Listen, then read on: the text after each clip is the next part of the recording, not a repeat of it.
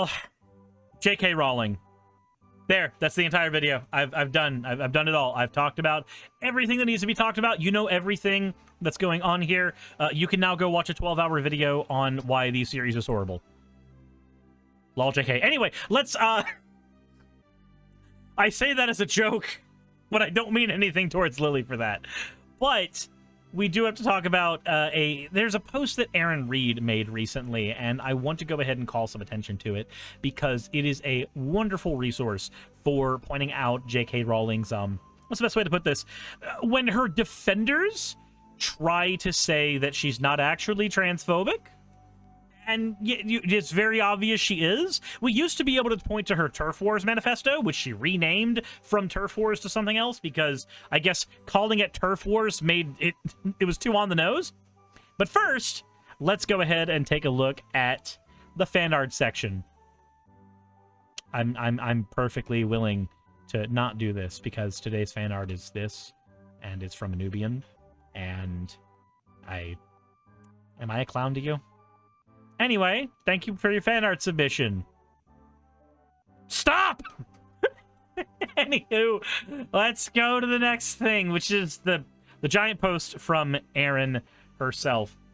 Also, if you have not followed Erin Reed before, please, please, please do so. She does a lot of work in trying to make sure that a spotlight is put on trans issues in politics, far more than I ever could use, and I actually owe several topics that I've done on my own channel. I owe to her doing the journalism on them first before anything else.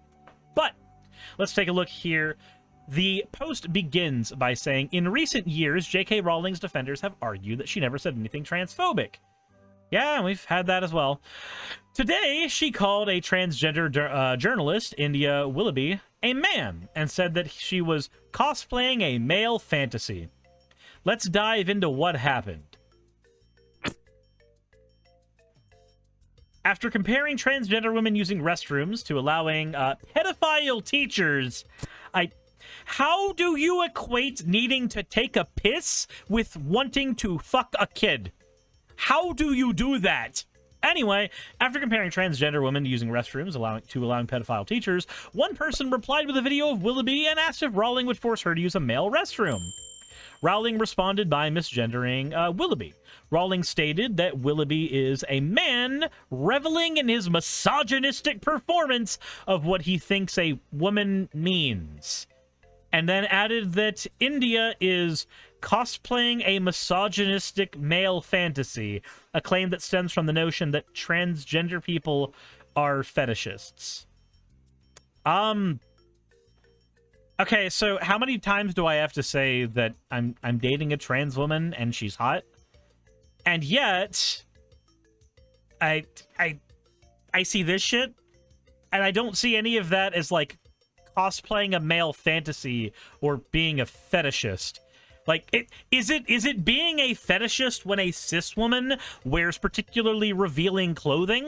Like, is that being a fetishist? And if it is that even a bad thing at that point? What? JK says, you sent me the wrong video. There isn't a lady in this one. Just a man reveling in his misogynistic performance of what he thinks woman means. Narcissistic, shallow, and exhibitionist. So again, why is it that if a cis woman does any type of performative anything, that is empowering, but if a trans woman is doing it, it's exhibitionism? It just doesn't make any sense to me. And then J.K. Rowling says India didn't become a woman. India is cosplaying a misogynistic male fantasy of what a woman is. So we don't even have to actually, like, listen specifically to Erin's take on this. We can just read what J.K. Rowling said and see that it's dumb and bullshit. Erin then says that these posts will likely become the clearest example pointed to in the future when asked about J.K. Rowling's transphobia. Several other examples exist, which I have tracked in my thread for 2 years here. Which, we can just do that real quick, you know. The thread's right here. It's right here. J.K. Rowling, I'm going to speak to millions of lesbians around the world who are lesbians because we love other women. We will not be erased, and we will not have any man with a penis tell us he's a lesbian because he feels he is. So I have a question. When a cis girl looks at a trans girl and goes, she's attractive, I like her, she's pretty, does that suddenly make them not a lesbian?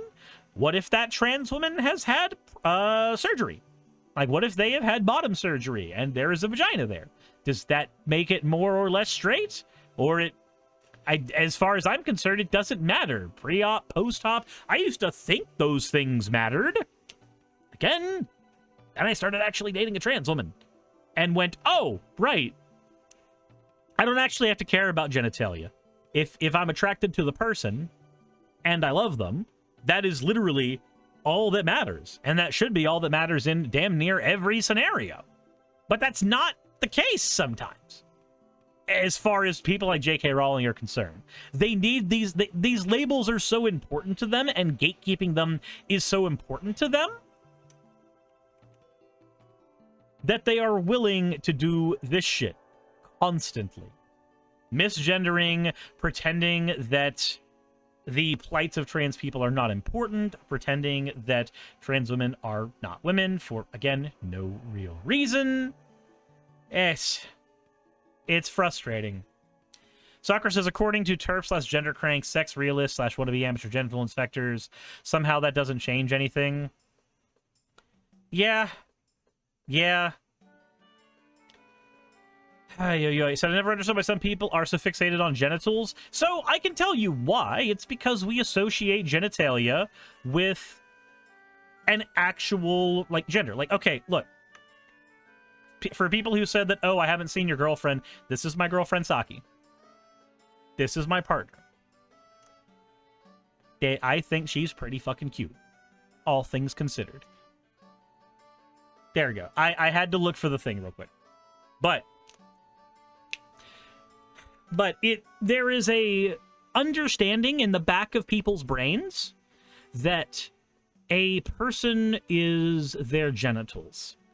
We associate male genitalia with being a guy, and we associate female genitalia with being a girl, as evidenced by the fact that nothing felt weird about me saying male and female genitalia. The problem is that there are people who try to boil everything about gender down to that. Everything about gender goes down to that, as far as they're concerned. And that's just, again, not the case. This interesting thing happens a lot of times with people who start dating trans people. They recognize they're trans for like all of a week, and then that part gets erased in their brain, and then suddenly they're just the gender they've been saying they are. Like, the part in their brain that says this is a trans person just starts to kind of delete itself, and they stop thinking about that. Then we have J.K. Rowling saying, safeguarding exists not because all members of a group are a threat to another group, but because sufficient are to justify protective spaces. God, she sucks at writing. But because sufficient are to justify protective spaces for the more vulnerable group. Trans women retain the same pattern of sexually offending violence as males. And this is all... Okay, so I have to say that this is ignoring the data that trans women are actually have a higher rate of being molested in bathrooms that are dominated by cis guys. They actually have a higher rate of being molested in there than if they were to go into another restroom. So this is basically just J.K. Rowling going, I am the professional victim, and I'm going to make sure that I only use the data that shows that I am the victimiest victim. J.K. Rowling literally wrote a 1,024-page book about a transphobe harassed on the internet after a couple of trans people stood at the gates of her castle. Meanwhile, actual trans people are being targeted, swatted, doxxed, and chased around the world from a TERF-supported site. Get the L out. All transsexuals rape women's bodies by reducing the real female form to an artifact, appropriating this body for themselves. God, I love it when people just fuck over what the word rape actually means. And this is from something called Lesbians at Ground Zero, which J.K. Rowling... I've never said anything transphobic. Okay, so this is something that J.K. Rowling is actually there. Meets with the group that says all transsexuals rape women's bodies. Okay, So that's the context there, is that she is associated with this group of people that say that all trans people rape women's bodies. Also, J.K. Rowling retweets a psychologist that says all transgender people should desist from being trans. 100% is the target. J.K. Rowling saying that trans people are just gay, not trans. J.K. Rowling literally admitting to be a trans exclusionist. J.K. Rowling saying that transgender people have no rights to bathroom sports, changing rooms, homeless shelters, and legal recognition of their gender. Man, I wonder if recently I had to deal with any of this, where I actually had to go do a rescue mission for a trans girl who was in a homeless shelter that was actually doing this type of shit to her. Wow, I wonder if actual evidence of this has ever existed, ever, and I have had to personally intervene on one of these situations. You forget to mention when J.K. Rowling unironically claimed that trans rights would somehow destroy the quality of multiple sclerosis research. Apparently, MS research gets fucked up by trans people, according to J.K. That's cool. Hoi, hoi, hoi. Despite this, some anti-trans activists such as Ezra have claimed that they have searched for 12 weeks to find transphobic quotes and could find none, a claim echoed by the Daily Mail. Well, again, we've got a whole thread of them here. Very easy. I am blatantly browsing twitter.com while with no safe search on, and I think it's perfectly fine, probably. So, of course, the Daily Mail and other people who are anti-trans would say that they didn't find anything. This is the same thing as a police organization saying, we did an internal review and found that we did no wrong. So can I get paid for 12 weeks to do nothing? Yeah, that'd be great. The next part of the thread says, the condemnation of Rowling's remarks were swift. Harvard's Alejandra Carabo said it was pure bigotry. Trans actor Nicole Maines called out anyone continuing to support her. Joe Mugham of the Good Law Project asked, how are you supposed to be yourself in this world? Which, of course, we have all of that here and available for you to see here. Reminder that, at this point, continuing to support, employ, or collaborate with Rowling is directly harming transgender people globally, and I'm sick of getting minimalized. It's a really big deal. India Wallaby herself responded to this, saying that she is genuinely... Wait. How do you not just see a woman when you look at this picture? Okay. Anyway, she said, genuinely disgusted by this grotesque transphobia, which is upsetting, and I am every bit as much a woman as J.K. Rowling, recognized in law and by everyone I interact with every day. The debate about whether J.K. Rowling is a transphobe is over. Yeah. It is done. It's like, there's no way to say that she's not a transphobe because she's just saying the quiet parts out loud.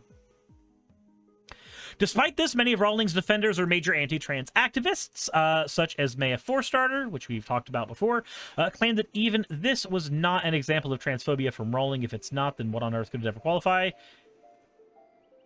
Reader, it isn't. The eat in the Forstarter case explicitly considered and dismissed these kinds of comparisons. Man is not a slur. It is simply a description of an adult human male. Nobody is saying man is a slur. This is the... Okay, so this is the fun thing that happens. The redefinition of what a slur is something that anti-trans activists have been doing for a long time. They'll do things like say cis is a slur, or go, it's okay to call trans women men because man isn't a slur. Do you think it's insulting to be called a man? And the response is obvious for any of this. I feel like it is insulting to call me something that I am not. If I am a white man, please don't call me a black man. That doesn't mean that I think that being a black man is an insulting thing to be.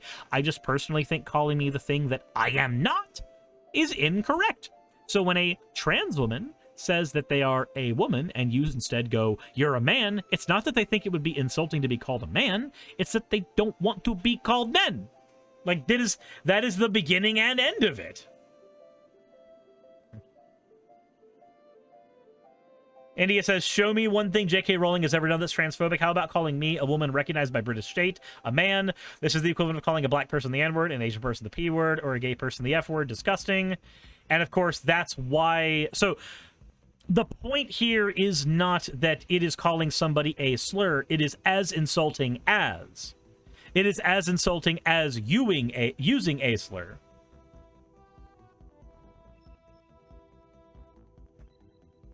Lilel says, classic Mott and Bailey setup. Call most men and women and it won't go well. Yeah. Call men who are, like, very, very proud of their masculinity, which Ocean did a video about that recently. Maybe go check it out. Who's worse, Rowling or Muskrat? I don't know. I'll be happier when they're both dead. I don't give a shit anymore. I will be happier when they are both gone.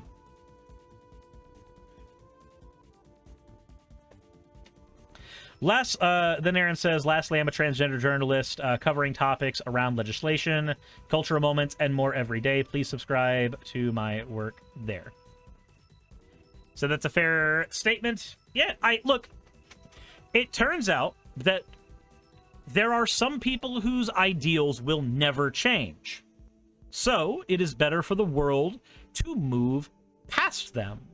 And fortunately for us, people all have an expiration date. We all get old. We all eventually die. This is not something that most people are thrilled about. Nobody's super happy about the chance that they will one day die. But it is true that one day we will all die. We will die of either old age or disease or anything else. And while I do not and will never be directly happy that somebody has experienced anything that is horrible or painful or anything like that, I do know that I have a list of people who I feel like once they have expired, the world will be a marginally better place. The world was a better place when Hitler died. The world was a better place when Churchill died. The world will be a better place when it is a world without JK and Elon. Anyway, let me know what you guys think in the comments section below. Hit the like button if you haven't already. And please go support Erin's work. I think the thread itself as a lovely signpost to point to whenever you need to go, hey, this person is actually doing all the bad things we've been accusing them of doing for years. Please go look at the signpost. I think it's important, so please go check it out. As always, y'all, insert end of video tagline here. Hey, I just quickly want to give a thank you to all of my wonderful patrons who keep this show running. YouTube and Twitch are a pretty bumpy ride at the best of times, and the stability a Patreon provides me is worth more than I can say here. I'd also like to thank each and every one of my $20 and up patrons here, and they would be Red Joker, Britzkrieg, Cameron, Dren, Jemshin, Smiling DM, Poundini, Mabbity Babbity, Naomi, Isaac, Nixie-chan, the Oberon team, Agamotto, Jordan, Ravi, Giuni, Kiratorian, Prisma, all of you, I'm not saying that part, and Starlight. And finally, thank you to everyone else that helps keep this channel alive. While you're here, why not check out another video? And thank you for watching.